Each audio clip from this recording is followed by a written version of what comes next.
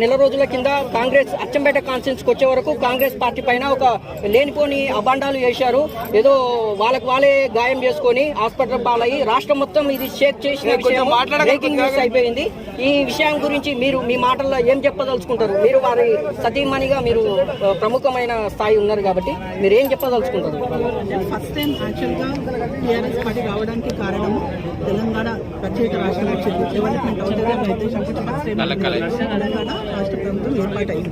Second time ఏంటంటే సంక్షేమ పథకాలు మధ్యలో ఆగిపోయినాయి, అవి కంటిన్యూ అవుతాయేమో అన్నది ఒకటి.